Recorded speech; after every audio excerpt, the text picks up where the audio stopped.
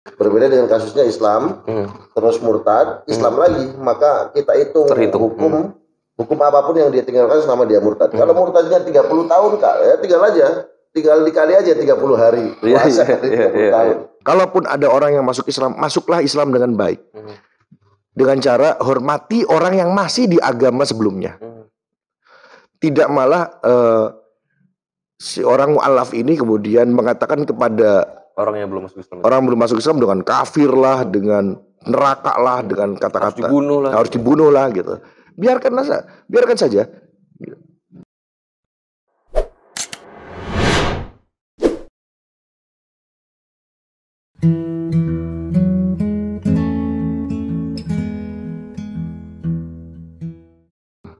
Dan itu juga terjadi pada masyarakat Andalusia ketika mereka dipaksa, diberi pilihan 3 oleh oleh Ratu Isabel ya, dengan raja Istana Hamra. Ya, pas meninggalkan Istana Alhambra, pas menguasai Istana Alhambra. Itu adalah istana terakhir yang berhasil dikuasai oleh orang non-muslim gitu ya. Dan itu istana satu-satunya yang tersisa milik umat Islam. Setelah dikuasai oleh Raja Alfonso ya. Kemudian masyarakat Islam di Andalusia diberi 3 pilihan. Yang pertama adalah masuk Kristen. Yang kedua adalah keluar dari Andalusia. Pilihannya bisa ke Maroko, bisa ke negara lain. Yang ketiga adalah tetap Islam dan dihukum bunuh. Itu banyak masyarakat yang berat untuk meninggalkan tanah airnya gitu ya. Tapi juga mereka tidak mau disiksa, maka mereka menyatakan kekafiran secara pura-pura gitu. Jadi lisannya kafir, hatinya tetap beriman. Begitu. Maka mereka ini kasusnya sama dengan Ammar bin Yasir. Mereka masih dianggap beriman karena ucapan mereka itu di bawah tekanan dan di bawah paksaan. Ya, intimidasi dari pihak lain. Gitu. Jadi tidak sembarangan. Situasi tertentu tidak dihukum semua murtad dan kira-kira seperti itu. Ada kalau tambahan soal ini kalau itu? Ya, kalau tentang murtad karena di bawah tekanan senjata memang sepakat ya. Artinya bohong juga ada bohong yang diperbolehkan kan. Dikaitkan ketika dalam situasi terdesak gitu ya. Yang perlu dicatat bahwa survei menunjukkan bahwa penyebab tertinggi dari murtad itu adalah pernikahan. Pernikahan, dia ikut suami atau ikut pasangan. Itu tadi saya sebutkan ya. Cek aja kalau nggak percaya. Jadi rating tertinggi penyebab murtad itu adalah mengikuti pasangan. Betul. Oleh karena itu perlu kita pahami bahwa menurut saya keimanan itu adalah prinsip. Prinsip ya. Jadi tidak dilihat dari pasangan kita itu Islam Kristen atau gimana. Prinsip ketika pasangan kita Kristen, saya ya tetap menyayangkan karena dalam agama dalam syariat Islam kan mempunyai 5 tujuannya. Ada hifdzuddin, hifdzun nasal, hifdzul mal kan. Terus ada 5 ya. Hifdzul nafsi, hifdzul mal, hifdzun nasal, turunan kan. Jadi itu 5 prinsip. Ya harus dijaga ya. Itu aja paling tambahannya bahwa penyebab tertinggi dari adanya kasus murtad dari pasangan. Kang Siti tambahan. Saya satu sebetulnya sebelum kita akhirnya bacain pertanyaan nih Kang Siti. Ada juga kasus tertinggi juga. Bukan soal pemilih pasangan. Bukan soal pemilih pasangan murtad itu, karena lapar. Ekonomi. Jadi murtad itu bisa ditinjau dari eksternal dan internal. Internal itu bisa dari 3 hal. Satu ekonomi, yang kedua adalah keluarga. Dan yang ketiga adalah pemahaman Islam yang dangkal. Internal. Tetapi kalau eksternal itu biasanya dari lingkungan atau dari persentuhan dia terhadap ideologi-ideologi dunia. Agama-agama dunia, wacana-wacana dunia yang kemudian menggoyahkan keyakinan dia. Gitu kan. Sementara ini dia berkaitan hanya dengan ideologi NU misalnya gitu ya.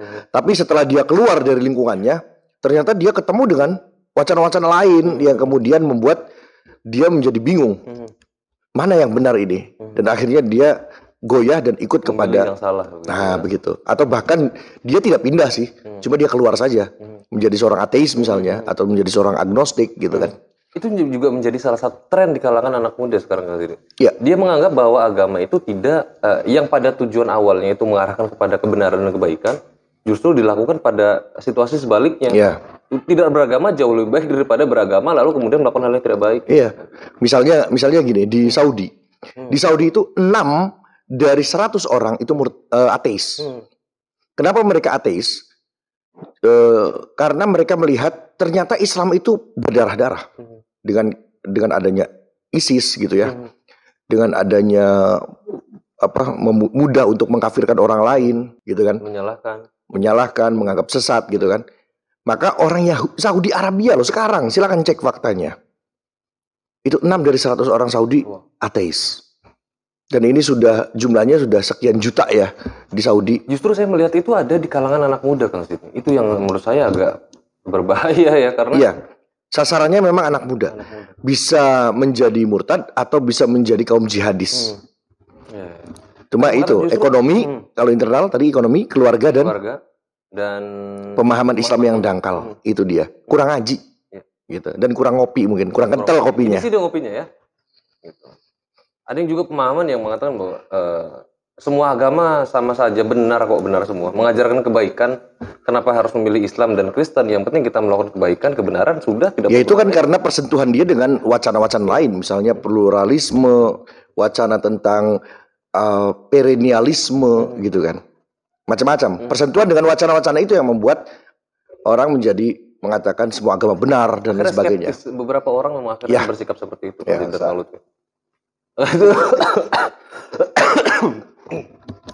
nah kita akan menyapa teman-teman di Al-Khiyarah TV dan NU Channel nih, Kang Lutfi dan Kang Siti. Ini ada beberapa yang sudah dari NU Channel di El Nato Sesio. Assalamualaikum. Waalaikumsalam. Ini dari Muhammad Iskandar Bekasi hadir nyimak Kang. Ini alumni NB. Waalaikumsalam ya. Assalamualaikum Gus Lutfi dan Gus Zidni, semoga sehat selalu. Waalaikumsalam, amin.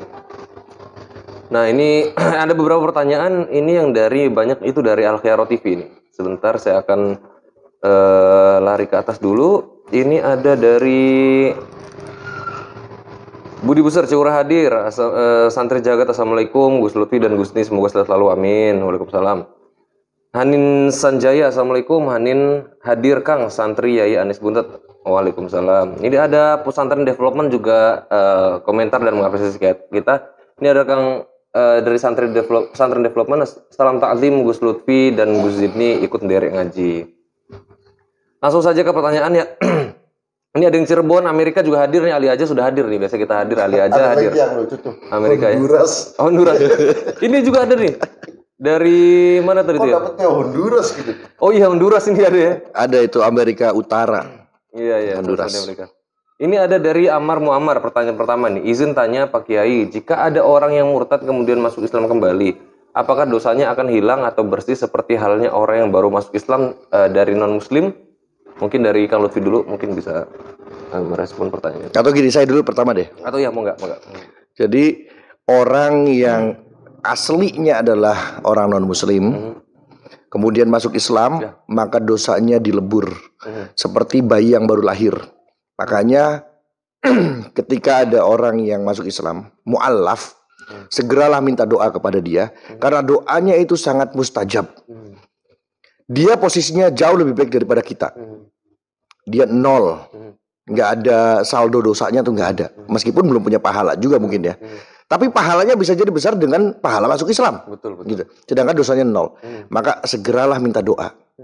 Jangan lihat dia dulunya preman atau dia orang yang belum paham Islam, membenci Islam gitu ya. Bahkan ya bajing loncat, membenci Islam. Tapi kalau sudah masuk Islam, 0 semua dan doanya tembus ke langit. Jadi segera minta doa di situ. Nah, bagaimana dengan orang yang sudah masuk Islam atau dari lahir sudah Islam gitu ya, kemudian keluar dari Islam, murtad. Maka ketika dia kembali gitu ya, semuanya dihitung itu. Misalnya dia murtad selama setahun, maka sholatnya wajib diqadha selama setahun. Puasanya juga wajib diqadha selama 1 bulan penuh. Semua kewajiban-kewajiban Islam wajib dia lakukan gitu. Sekembalinya dia menjadi Islam. Apalagi kalau keluar Islamnya selama 10 tahun, hitung saja. Janganlah ya, jangan. Berapa Sampai ngodoknya ya ke sini. berapa sholat yang harus dikodok gitu kan. Iya. Jadi begitu ya. Jadi kalau murtad balik lagi tidak nol gitu. Terhitung dosa-dosa. Terhitung kewajiban-kewajiban Islamnya masih melekat pada dia gitu. Kalau tuh ada yang mau ditambahkan Solin? Persis sama. Persis sama ya. Sama. Tadi yang sudah saya sampaikan di awal ya, bahwa ketika orang murtad, ya beda ya kasusnya. Dikumulasi orang gitu yang non Dari- Islam baru masuk Islam tadi kan ya, Betul. disampaikan ya. Berbeda dengan kasusnya Islam, terus murtad, Islam lagi, maka kita Terhitung. hukum apapun yang dia tinggalkan selama dia murtad. Kalau murtadnya 30 tahun Kak, ya tinggal dikali aja 30 hari puasa dari 30 tahun. Sholatnya berapa kali, terus apa semuanya lah, itu akan menjadi Semua kewajiban muslim yang dia tinggalkan harus dikodok gitu ya. kode. Oke, mungkin itu yang menjawab ya Bang Amar Muammar ini. Ini dari Dewi Sari, Assalamualaikum, Tegal hadir, Waalaikumsalam. Ini ngaji yuk, mantap Kiai kajiannya, ikut ngaos. Langsung saja ini ada beberapa juga yang sudah subang hadir. Ada Muhammad Iskandar, Assalamualaikum, sehat selalu untuk Kang Fabi, Kang Lutfi dan Kang Zidni. Salam ta'lim dari saya alumni NB dari Bekasi. Waalaikumsalam. Nah ini juga ada dari Muhammad Yakub juga pertanyaan. Assalamualaikum Kiai, Waalaikumsalam. Yakub hadir. Kiai mau tanya apa hukumnya nikah berbeda agama Kiai. Ini sudah dibahas tadi ya sebelumnya. Mungkin ada yang ditambahkan sedikit. Ya. Tadi dalam Al-Quran kan jelas kan, Ya. wala tankihul musyrikati. Ya, jadi jangan menikahi perempuan-perempuan yang Musyrik ya. musyrik sampai dia beriman gitu ya. Itu kan itu yang sepakat. Kalau yang jadi permasalahan itu yang tadi, yang orang suaminya itu Kristen ya. Kristen. Tapi tetap dengan yang awal juga dengan catatan setelah masuk Islam istrinya ke bawah. Nah jika misalnya dalam situasi itu ternyata terjadi pernikahan, Kang Lutfi, artinya melahirkan anak dan melakukan rumah tangga, apa yang bisa di tidaknya hukum sampai sekarang tidak ada sepakat tuh khilaf Mas Bang. Masalah boleh enggaknya. Kalau Bisa saya ngambil pribadi, pendapat yang lain kalau gitu saya ya. pribadi ikutnya nggak boleh. Karena tadi maslahatnya lebih besar, Betul. udah rasionalnya begitu.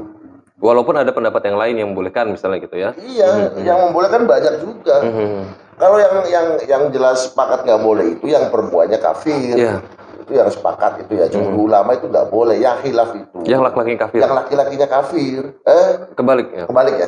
Yang sepakat itu yang laki-lakinya kafir, perempuannya Islam. Ya. Kebalik kan. Perempuannya kafir, laki-laki muslim. Perempuan kafir, Laki-laki muslim. Laki-laki laki muslim. Ini yang Berbeda pendapat ya.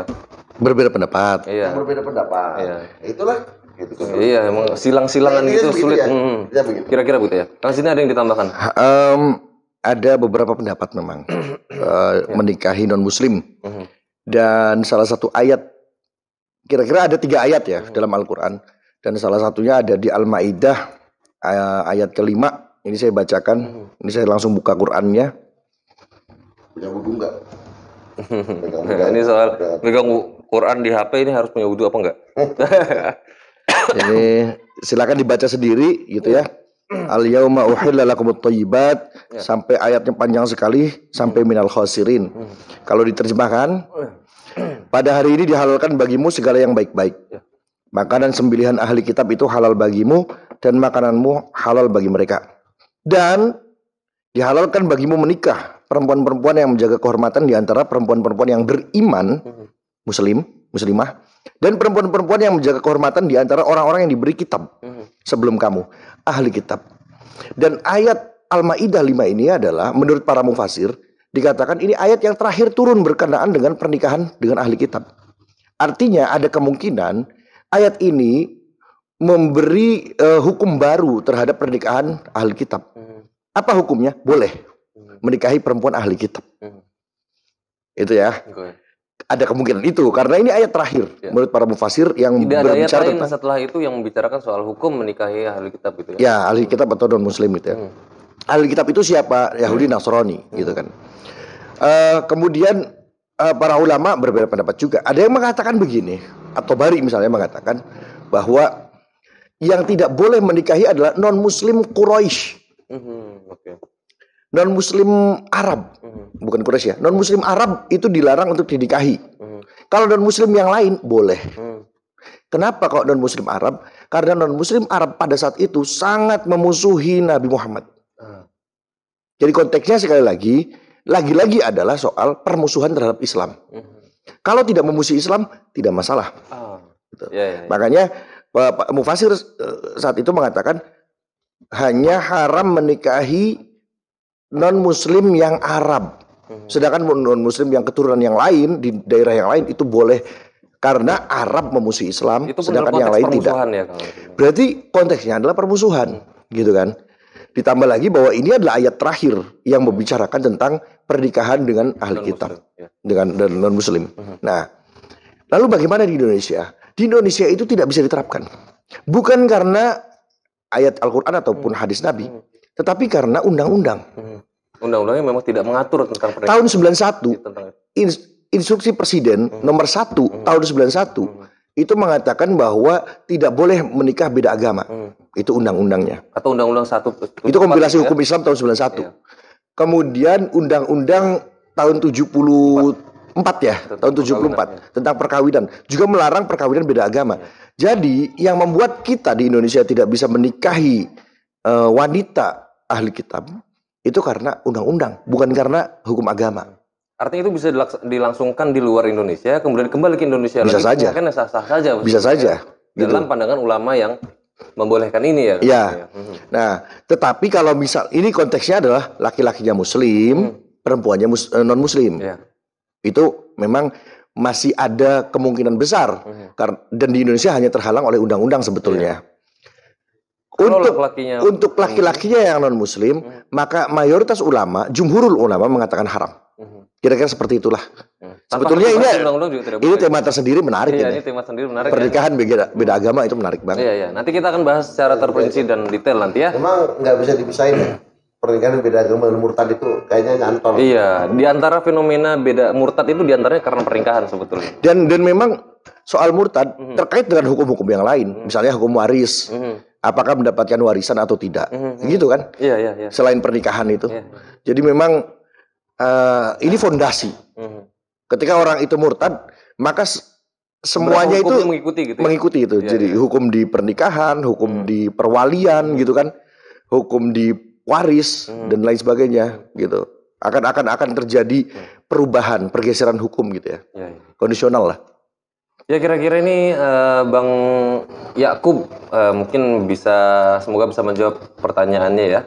Nanti kalau Bang Yakub tidak mengikuti, teman-teman yang lain juga yang belum subscribe di Al Khiyarah TV atau Inu Channel boleh di like dan subscribe. Di Al Khiyarah ini pernah terjadi peristiwa menarik. Apa itu? Terkait apa itu? Pernikahan beda agama. Di alumninya? Bukan alumni. Jadi tempatnya di Al Khiyarah. Tempatnya di Al Khiyarah pernikahan. Dan saya, Kak Lutfi, Abah Haris, Kiai Farid itu menjadi saksi. Dalam pernikahan beda agama itu? Pernikahan yang ya pada akhirnya sih bukan beda agama sih.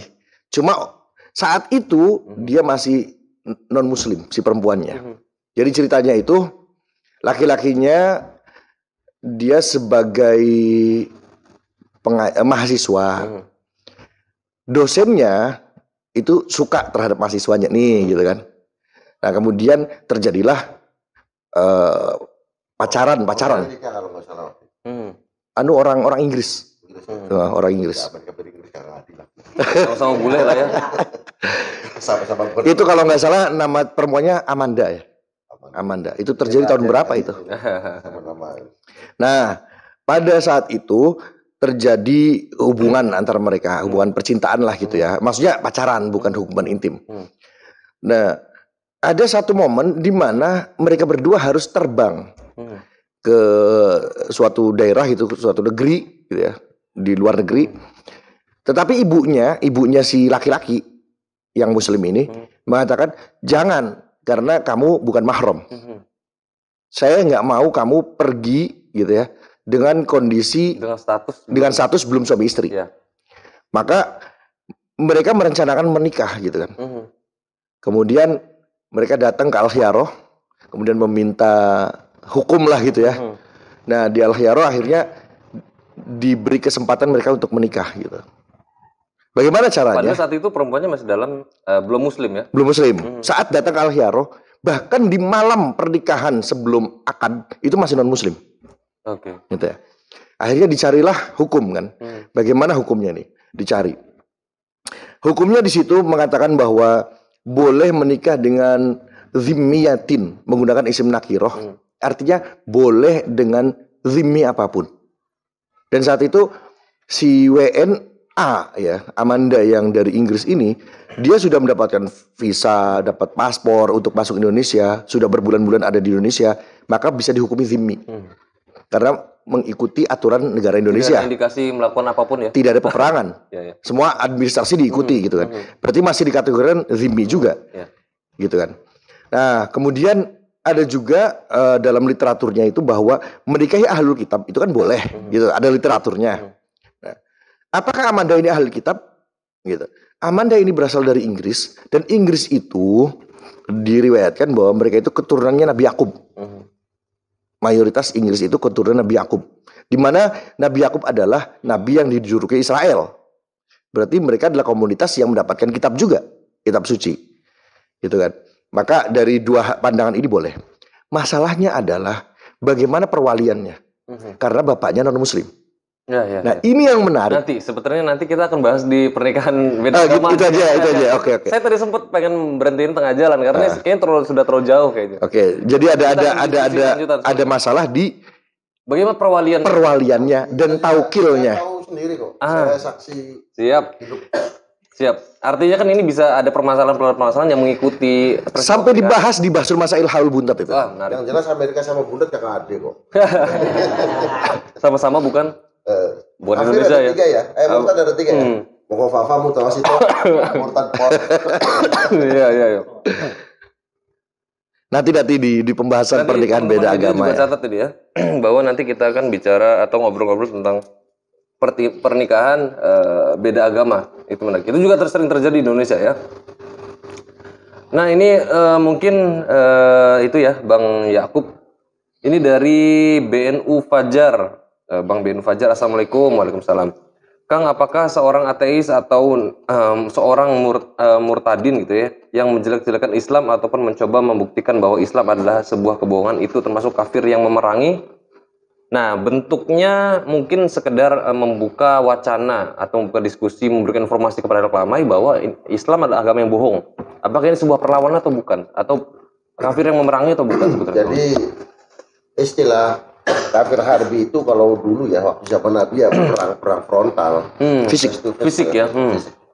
Mungkin kalau kita ke zaman sekarang ke zaman sekarang. Jadi kalimat pemerangan Islam itu bukan hanya itu. Tapi mempengaruhi orang lain untuk masuk Kristen juga sama saja dengan mempengaruhi Islam. Jadi lebih luas lah. Konteksnya lebih luas. Mengajak pidato di di depan umum untuk mengajak ke Kristen misalnya, bukan Kristen ya kita non Muslim.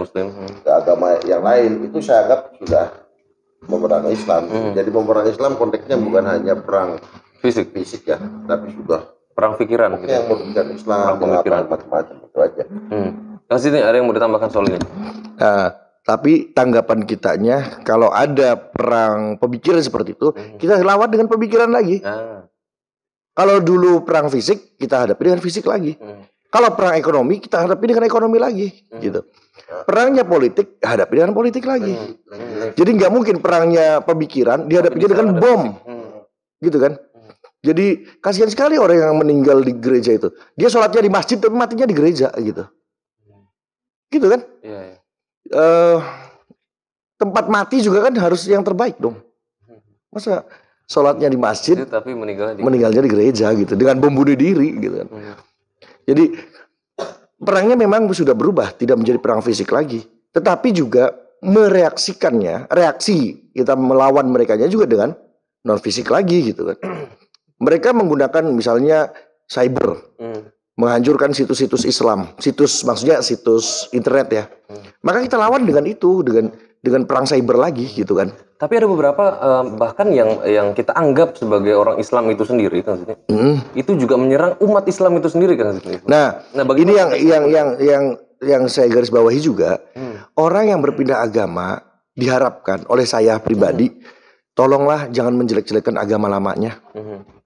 Deddy Corbuzier yang masuk Islam tolonglah jangan menjelek-jelekan agama sebelumnya. Dan itu memang tidak dilakukan oleh Deddy Corbuzier, gitu kan. Ya syukur alhamdulillah. Siapapun yang berpindah agama, hormatilah agama sebelumnya. Yang miris seperti itu. Ada seorang mubaligh atau mubalighah gitu kan, masuk Islam, kemudian dia akhirnya mengata-ngatai agama sebelumnya, mencaci maki gitu kan, mengatakan ya kata-kata yang tidak pantas lah. Saya juga tidak enak menyebutkan kata-katanya gitu kan. Dan itu memicu perpecahan dalam tubuh bangsa ini gitu kan. Konflik horizontal itu sangat bahaya gitu. Saling menghormati saja. Kalaupun ada orang yang masuk Islam, masuklah Islam dengan baik. Dengan cara hormati orang yang masih di agama sebelumnya. Tidak malah si orang mu'alaf ini kemudian mengatakan kepada orang yang belum masuk Islam, dengan kafir lah, dengan neraka lah, dengan kata-kata harus dibunuh lah gitu. Biarkan saja. Jangan-jangan malah nanti di akhir hayatnya kebalik ya, situasi kan bisa jadi kan? Bisa jadi gitu kan. Bisa jadi. Nah, justru dengan kata-kata itu mereka semakin jauh dari Islam gitu. Semakin malas untuk masuk Islam. Walaupun secara akal sehat logika Islam itu sangat masuk, tapi mereka tetap bertahan dengan keimanan sebelumnya. Itu karena apa? Belum dapat hidayah. Selain belum dapat hidayah, karena mereka sudah malas duluan. Oh, karena melihat orang yang masuk Islam itu malah justru mencaci maki. Perilakunya tidak baik. Gitu. Iya, jadi semakin tekanan itu semakin kuat, maka mereka semakin bertahan juga gitu kan. Jadi hormati saja komunitas lain, agama lain gitu kan, suku lain. Tidak untuk saling mencaci maki gitu. Kalau ada yang pengen ditambahkan soal jangan-jangan juga mungkin ada hubungannya dengan aksi terorisme kemarin. Bahkan orang yang tidak murtad pun membahayakan umat Islam itu sendiri. Masalahnya apa? Misalnya soal terorisme. Kang Zee tadi sempat menyinggung soal orang yang harusnya sholatnya di masjid malah meninggalnya malah di gereja karena pengen membunuh gereja. Mungkin ada hubungannya dengan pandangan dia soal murtad tadi, Kang. Saya tanyakan aja sebenarnya sama terorisnya, sama. Saya yakin beda. Miris sekali ya kalau itu. Yang jelas saya tidak sependapat lah dengan aksi semacam itu. Itu terlalu ekstrim ya. Karena kalau itu salah satu prinsip yang paling slow itu ngopi aja. Ngopi, terus ngaji ya. Kalau sekolah. Kalau kayak kemarin kasus-kasus yang bunuh diri, jadi mereka itu yang dianggap harbi itu bukan hanya yang memerangi, tapi temannya yang memerangi juga harbi. Maksudnya begini, ketika pemerintah itu dianggap tauhid dianggap pemerintah yang dolim, maka orang yang membela pemerintah itu juga dianggap dolim, dianggap kafir juga gitu. Karena pembiaran gitu ya. Dan mereka harus dibunuh. Ini repotnya di sini. Saya juga kadang nggak paham dengan aksi bom bunuh diri itu. Sudah kita jauh itu aja lah. Jadi terlalu miris saya dengarnya. Jadi nggak sejalur banget. Nggak habis pikir lah kalau orang. Katanya gini, perempuan yang masuk ke Mabes Polri itu berani sekali untuk ya pada akhirnya mati di situ kan. Katanya sih dia tuh cuma pengen bikin SIM gitu. Tapi dia dapat informasi kalau susah bikin SIM lebih baik nembak aja katanya gitu. Jadi bikin SIM, kalau nggak bisa bikin SIM secara biasa gitu, jalur normal, katanya nembak aja. Akhirnya dia nembak betulan gitu. Oh iya, salah paham, maksudnya nembak tuh bukan tembak. Dikira benernya awal cuma enggak. Ini ternyata mikrofon saya mati dari tadi. Belum dipencet. Belum dipencet tadi. Ada warna. Mati ya? Oh, mati tadi. Jadi Kang Zee menyampaikan ini. Saya ulang lagi ya. Ulang lagi. Enggak nyala terus. Kalau saya on off gitu. Enggak, saya dari awal kalau memang terus hidup Kang. Ini hidup udah. Mati itu.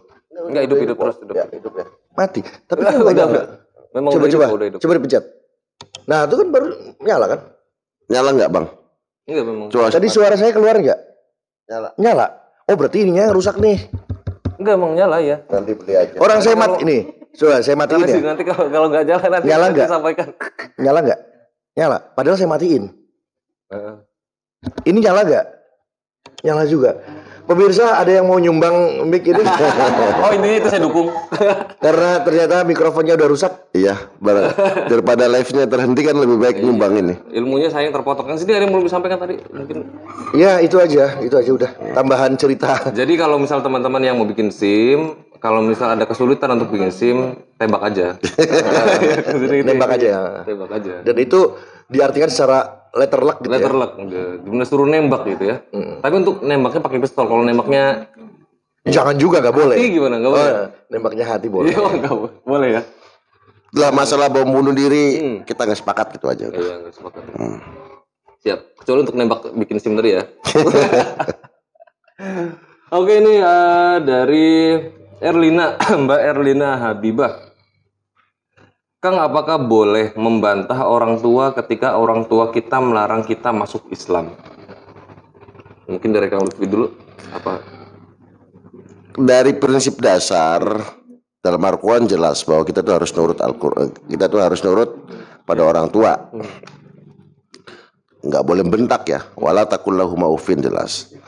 Tapi tidak sebatas sampai di situ, Mas Fabi. Iya. Orang tua juga boleh kita lawan. Boleh kita nggak nurut, boleh. Ya contoh yang tadi itu. Misalnya ada orang tua nyuruh kita, melarang kita sholat, kan harus dilawan berarti. Ada orang tua yang nyuruh kita minum khamr, ya harus lawan. Jadi kodeknya kalau prinsip dasar kita harus orang tua. Tapi untuk selanjutnya kita lihat situasi dan kondisi. Hukum fikih itu larinya ke hukum fikih juga ya, bisa. Itu dilihat dari situasi aja. Tapi penolakan itu juga harus sampaikan dengan Kayak orang tua tadi kan melarang masuk Islam kan jelas nggak baik. Tapi cara menyampaikan penolakannya juga harusnya yang tepat Iya, juga ya. ya, yang kira-kira tidak menyakiti orang tua. Kang sini ada yang ditambahkan. Bagaimana sikap kita? Kalau orang tua pasti nggak setuju pindah agama gitu kan. Nah setelah seseorang tersebut pindah agama masuk Islam, dia harus menunjukkan karakter yang baik. Sehingga orang tua akhirnya, oh setelah masuk Islam ternyata dia menjadi penurut, belajarnya menjadi rajin, kemudian semakin sopan. Justru dengan perilaku kita itu, maka orang tua lama-lama akan menerima kita, kehadiran kita gitu kan. Jadi tidak menjadikan masuk Islam itu ya, tidak menjadikan hubungan silaturahim, hubungan darah dengan orang tua itu menjadi terputus. Gitu. Justru itulah momen dimana kita punya kesempatan menunjukkan keindahan Islam. Gitu. Jadi walaupun orang tuanya bentak-bentak, kita aja datang bawa oleh-oleh. Dulu ketika masih non Muslim, suruh cuci mobil susah banget. Gitu. Ternyata setelah masuk Islam, tanpa disuruh pagi-pagi udah cuci mobil. Tunjukkan seperti Jadi itu. ada perilaku yang bisa dinilai. Ada perubahan. Ya? Ada akhlak yang bisa dilihat oleh orang tua sehingga oh iya berarti ini agama yang benar. Ini ada perubahan ke sisi yang lebih baik gitu ya. Jadi dulu bentak-bentak orang tua, sekarang udah enggak. Gitu. Jadi gini, misalnya ada orang keluarga Kristen, ada anak masuk Islam sehingga dilarang sama orang tuanya ya. Gampang. Kalau anaknya nurut berarti dia belum dapat hidayah. Nurut sama orang tuanya gitu. Iya. Kalau dia itu akhirnya yang tadinya mau masuk Islam terus nurut sama orang tuanya, berarti dia nggak dapat hidayah. Dalam Al-Quran jelas ya, innal huda hudallah kan. Hidayah itu bukan dari orang tua, tapi dari Allah. Tapi ketika dia itu tetap masuk Islam ya berarti dia dapat hidayah. Gampang aja kok membedakannya. Tapi artinya ya jelas tidak dibenarkan kalau harus melakukan kekerasan terhadap orang tua. Ya jelas lah. Memaki orang tua. Yang menarik itu ada seorang pendeta. Dia kerjanya atau dia khutbahnya itu di katedral di depan Masjid Istiqlal. Tapi dia udah Muslim. Dia sembunyi-sembunyi karena keluarganya belum bisa menerima. Di saat-saat sholat zuhur, sholat asar, dia itu pura-pura keluar, gitu kan. Padahal dia itu nyebrang ke Istiqlal dan dia sholat zuhur. Dan kalau mau sholat itu kan harus wudhu dulu. Nah, balik ke gerejanya itu ke katedral, dia itu dalam keadaan basah. Nah itu dia cari cara gimana? Oh iya, saya tadi ada kotoran sehingga saya harus cuci rambut saya gitu. Padahal dia udah Muslim. Tapi lama kelamaan kemudian ketahuan juga bahwa dia itu ternyata sudah masuk Islam dan ya orang tua shock dong, kaget gitu kan. Nah kadang-kadang sih memang seringnya itu orang tua dengan si anak ini akhirnya terpisah gitu ya. Betul. baik itu tempat tinggalnya terpisah maupun Betul. komunikasinya terputus. Betul. Tapi karena kegigihan seorang anak, gitu kan, akhirnya orang tua tidak akan tega kok jauh dari anak. Dan si anak ini memberikan sebuah kebaktian, sebuah bakti terhadap orang tua itu tidak berhenti gitu. Sehingga lama-lama orang tuanya ya mau juga menerima kehadiran dia, walaupun tetap dalam perbedaan gitu. Dan itu indah sekali. Dan memang ada teman saya juga memang yang masih dalam hidup satu keluarga yang orang tuanya masih non muslim, orang tuanya muslim, dianya non muslim gitu. Tapi memang aktivitasnya selalu bersama-sama, itu menarik sekali. Udah 1 jam setengah ini. Menarik sekali. Udah tuh. Ini ada pertanyaan juga Kang Lutfi, sedikit lagi. Kita akan batasi, nah teman-teman, memang kita sudah akan batasi pertanyaannya. Ya, enggak, silakan kalau ini soalnya kalau 2 jam tuh kayaknya gimana gitu ya. Terserah Kang Lutfi yang punya waktu. Ya artinya cukuplah 1 jam setengah ya, cukup banget. Oke teman-teman, nanti kita ini ada 2 pertanyaan terakhir. Jadi mohon maaf teman-teman yang sudah ingin bertanya atau sudah menyiapkan pertanyaan setelah ini tidak bisa dibacakan karena memang kita dibatasi oleh waktu. Nah ini ada pertanyaan dari ini ada Umar Benu nih, tambah menarik. Semoga Kang Lutfi dan Kang Sini sehat selalu. Urbenu itu aslinya NTB itu. Oh, oke, Merbenu. Benu, namanya juga Benu kan, Iya, Benu. dari sana. Bener ya namanya. NTB apa NTT ya, lupa saya. Ini dari Sofyan, Mas Sofyan Naks Boger. Assalamualaikum Kang, saya Sofyan mau nanya kalau ada orang Islam terus pindah agama, tetapi dia masih atau tetap mengikuti, menghadiri, contohnya seperti Maulid Nabi, tahlil dan sebagainya, itu bagaimana? Mudah sekali tuh. Bukan mudah pertanyaannya, tapi ya sikap kita hukum dari orang itu jelas. Dia tetap dikatakan sebagai orang yang murtad. Iya. Ya. Orang yang murtad dan dia tetap ikut tahlil tidak ada pahala, tidak sia-sia. Saya pikir sia-sia. Kalau sini kalau itu sudah ya intinya tetap dia kenapa nggak Islam lagi aja untuk pahala tapi murtad yang mukhafafah ya. Bukan por ya, bukan mukhafafah, mutawasito dan murtad por. Bukan por. Nah, itu mukhafafah banget itu. Mukhafafah banget ya. Kang Siti ada yang tetap hukumnya murtad dan dia melakukan itu nggak dapat pahala. Apa-apa. Jadi riddah itu dalam bahasa lainnya ya, tingkatan-tingkatan mukhafafah dan por itu ada pembagian riddah i'tiqadi. Riddah i'tiqadi itu dia menyatakan kekafiran tapi dalam hati. Seperti kasus pertanyaan tadi. Iya. Secara sosial dia masih seperti orang Islam, ikut ibadah. tapi hatinya sudah murtad. Itu namanya riddah i'tiqadi. Dan ini paling ringan memang. Yang kedua adalah riddah jahri. Dia menyatakan diri gitu. Dan juga hati, ya? perilaku sudah non muslim gitu kan. Dan ini yang mutawasitoh. Betul situ. Nah, dan yang terakhir adalah riddah inadi. Riddah inadi itu dia murtad dan setelah kemurtadannya dia menyerang Islam. Baik secara verbal maupun fisik gitu ya. Dan merugikan Islam, maka inilah yang disebut riddah murtad por. Gitu. Sudah dalam level yang sangat mengkhawatirkan, membahayakan, dan ini konsekuensinya bisa saja dibunuh. Gitu. Diperangi balik gitu ya. Iya. Karena sudah menyerang Islam. Kalau logika di negaranya, dia sudah keluar dari Indonesia, menyatakan warga negara asing, kemudian dia menjadi mata-mata di Indonesia, ya pasti tidak akan dari intelijen itu langsung meringkus dia gitu. Betul. Dalam kasus itu pun bisa saja terjadi ya, ya. Dalam kasus agama. Nah ini dari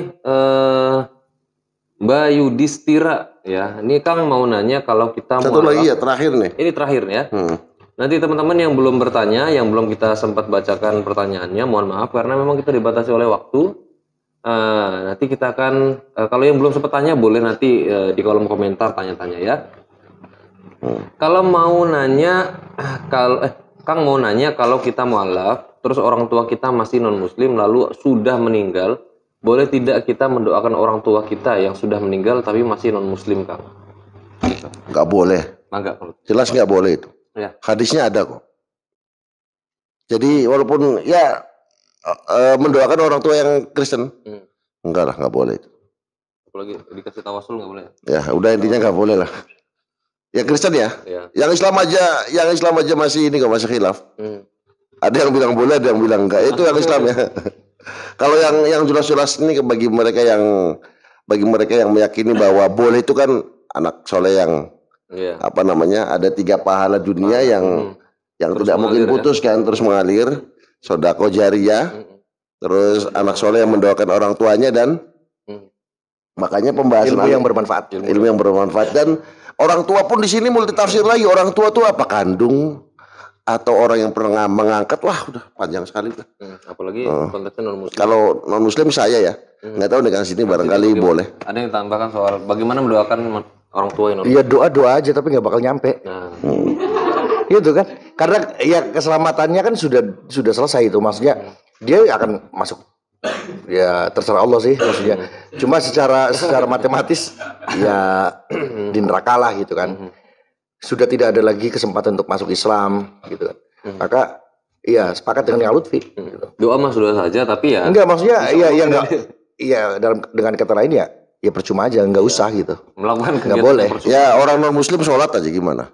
Iya. Kayak tadi nih, Ya sok aja, cuman yang mau ngapain ya? Maulid Nabi tahlil. Ya itu kan ya, Non-muslim. murtad yang mukhafafah itu. Sama halnya kita mendoakan orang tua yang non muslim ya. Terus nggak ada yang bisa doakan ya berarti ya. Iya. Makanya kita harus menjaga diri kita sendiri, orang tua dan lingkungan kita. Ya nggak mungkin kan orang sudah mati kafir kemudian ya Allah masukin surga, ya nggak mungkin. Kecuali itu adalah Hak prerogatif Allah. hak prerogatif dari Allah sendiri, nggak bisa dipaksa-paksa gitu. Mungkin Kang Lutfi kalimat penutup di sesi live kita malam hari ini, pesan-pesan yang disampaikan kepada teman-teman yang sedang menyaksikan Kang Lutfi. Terima kasih pemirsa Al Khiyar TV dan NU Channel. Siap.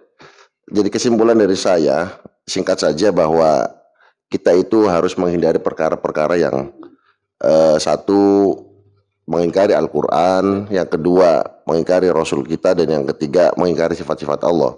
Karena tiga pondasi dasar itu yang diyakini sebagai penyebab daripada murtad, ya. Dan kadang-kadang murtad itu ada yang jenisnya pengakuan, ikrar, ada yang tadi yang disampaikan oleh Kang Zidni, ada yang dihasilkan oleh keputusan pengadilan dan macam-macam. Intinya berbuat baiklah kita pada sesama dan jaga lisan dengan baik. Itu adalah sesuatu yang menyelamatkan kita di dunia, itu adalah menjaga lisan. Itu aja lah singkat. Jadi hindari murtad lah. Karena kita tahu sendiri ya, banyak ulama yang mengatakan bahwa hukuman bagi orang murtad cek ya begini-begini itu kan ngeri sekali. Dan kenikmatan tertinggi adalah iman sebetulnya. Iman Dan Islam. kenikmatan tertinggi adalah iman, Islam dan ihsan. Itu aja Mas singkat. ini kalimat penutup. Kalimat penutup dari saya yang pertama adalah tetap jaga keimanan kita gitu. Mudah-mudahan kita tetap diberikan iman Islam, ihsan sampai Amin. ajal menjemput ya. Kemudian kalau kita melihat fenomena orang murtad, kita tidak langsung memberikan vonis-vonis yang kasar terhadap mereka, tapi justru kita tetap mendoakan mudah-mudahan mereka dapat hidayah lagi, tetap bermuamalah dan bersosial dengan baik dengan mereka gitu. Siapa tahu mereka kembali lagi kok gitu. Dan jangan mudah untuk mengkafirkan orang lain atau menganggap orang lain murtad. Karena ucapan kafir terhadap orang yang beriman gitu malah akan berbalik kepada dirinya, kepada si pengucap itu. Justru kita yang dianggap kafir. Kenapa kok kita dianggap kafir? Karena misalnya saya mengkafirkan Mas Fabi, itu berarti saya menyatakan bahwa sholat Mas Fabi itu tidak benar, bahwa saum atau puasanya Mas Fabi nggak benar. Itu kan berarti saya mengingkari ajaran-ajaran Islam. Nah, berarti saya mengingkari itu, saya murtad dong. Saya yang jadi kafir gitu. Jadi jagalah lisannya, jangan mudah mengkafirkan orang lain, apalagi mengkafirkannya secara politis.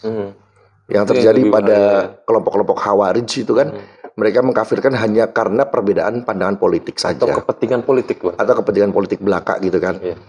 Sekali lagi, kita tetap menjaga kerukunan kita antar umat beragama, baik yang kafir asli, non-muslim asli, maupun yang non-muslim murtad gitu. Tetapi dialog tetap harus dikedepankan gitu. Kalau memang kita ingin mencari kebenaran gitu ya, silakan didialogkan saja. Kan banyak tuh dialog antar umat beragama gitu kan, debat-debat, dan tentunya perdebatan ini tidak terjadi di warung kopi. Perdebatan ini harus dilaksanakan secara benar, harus dimediasi dengan benar, kemudian dengan aturan dan tata tertib yang juga disepakati gitu kan, dengan kalimat-kalimat yang menenangkan gitu. Terima kasih, itu saja. Assalamualaikum warahmatullahi wabarakatuh. Assalamualaikum warahmatullahi wabarakatuh. Teman-teman semua, terima kasih. Jangan lupa yang belum subscribe, like, share Al-Khiro TV dan M Channel. Kita akan kembali lagi di segmen berikutnya. Tentu saja besok malam Jumat kita akan ada segmen baru di Al-Khiro.